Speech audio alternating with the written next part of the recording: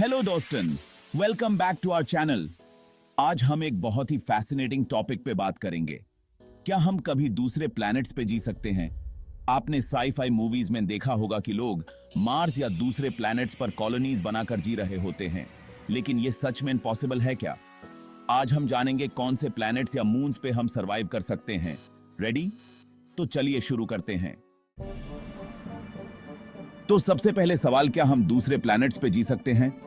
Technically yes, लेकिन बहुत सारी चीजें कंसिडर करनी होंगी। हमारी अर्थ एक परफेक्ट बैलेंस क्रिएट करती है फॉर लाइफ। स्पेस में ऐसे प्लैनेट्स ढूंढना जो ये सब प्रोवाइड कर सके चैलेंजिंग है। अब अगर हम सबसे ऑब्वियस कैंडिडेट की बात करें तो वो है मार्स। मार्स पे जाने की बात तो आप सबने सुनी ही होगी। इलॉन मस्क का स्पेसएक्स एक्टिवली काम कर रहा है ह्यूमंस को मार्स पे ले जाने के लिए। मार्स पे टेम्परेचर काफी एक्सट्रीम होते हैं, लेकिन वहां फ्रोजन वाटर के ट्रेसेस मिल चुके हैं।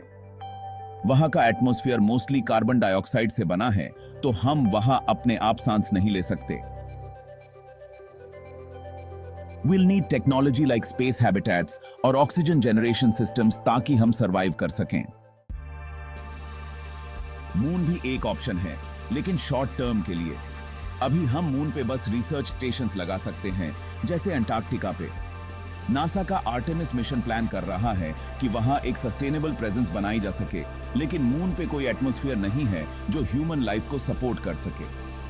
एक्सट्रीम टेम्परेचर्स और no protection from space radiation वहां रहना बहुत डिफिकल्ट बनाता है। वीनस एक और इंटरेस्टिंग प्लैनेट है, लेकिन रहने के लिए बिल्कुल परफेक्ट नहीं। वीनस को हम अर्थ की ट्विन कहते हैं, लेकिन इसका एटमॉस्फेयर सुपर डेंस और टॉक्सिक है, मोस्टली कार्बन डाइऑक्साइड और सल्फ्यूरिक एसिड क्लाउड से बना हुआ। वीनस का सरफेस टेम्परेचर इतना ज्यादा है कि मेटल्स भी वहां मेल्ट हो जाते हैं।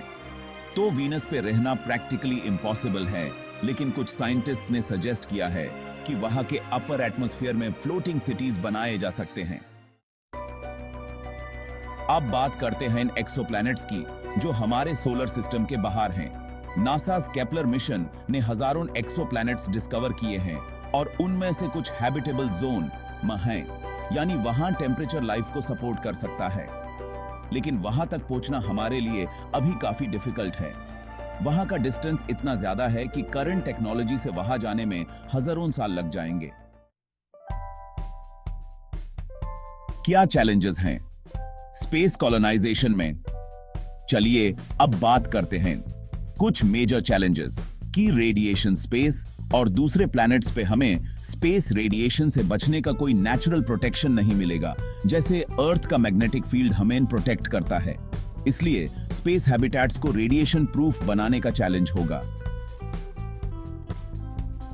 फूड एंड वाटर, हम कैसे क्रॉप्स ग्रो करेंगे वहां? हाइड्रोपोनिक्स या आर्टिफिशियल इकोसिस्टम्स पर काफी रिसर्च हो रही है। एटमॉस्फेयर, मार्स जैसा प्लैनेट जहां ऑक्सीजन नहीं है, वहां हम कैसे लॉन्ग टर्म सरवाइव करेंगे? हमारे पास सेल्फ सस्टेनिंग हैबिटेट्स होने चाहिए। The future of space colonization, ये तो था एक ओवरव्यू ऑफ पॉसिबल प्लेसेस जहां हम जी सकते हैं, लेकिन अभी तक हम अर्थ के बियॉन्ड रहने के लिए रेडी नहीं हैं। लेकिन स्पेसएक्स, नासा और भी ऑर्गेनाइजेशंस एक्टिवली काम कर रही हैं, और आने वाले कुछ डेकेड्स में हमें इस फील्ड में मेजर ब्रेक थ्रूज देखने को मिलेंगे। स्पेस में रहने के लिए हम टेक्नोलॉजी को नेक्स्ट लेवल तक ले जा रहे हैं, और आने वाले टाइम में शायद हम सब इस जर्नी का पार्ट बन सकें। अतिथि हैं क्वेश्चन फॉर द ऑडियंस। तो अब मैं आपसे एक सवाल पूछता हूं, आपको क्या लगता है सबसे पहला प्लैनेट या मून जहां ह्यूमंस अपना बेस बना सकते हैं, वो कौन सा होगा? कमेंट सेक्शन में अपने थॉट्स लिखो। कंक्लूजन, तो ये था हमारा स्पेस एक्सप्लोरेशन का एक एक्साइटिंग ग्लिम्प्स। क्या हम मार्स पे जी सकते हैं? क्या हम एक्सोप्लैनेट्स पे कॉलोनीज बना सकते हैं? ये सब फ्यूचर के लिए एक अमेजिंग जर्नी होने वाली है। अगर आपको ये वीडियो पसंद आई तो लाइक करें, सब्सक्राइब करें और बेल आइकन को प्रेस करें ताकि आपको ऐसे ही इंटरेस्टिंग स्पेस वीडियोस मिलते रहें।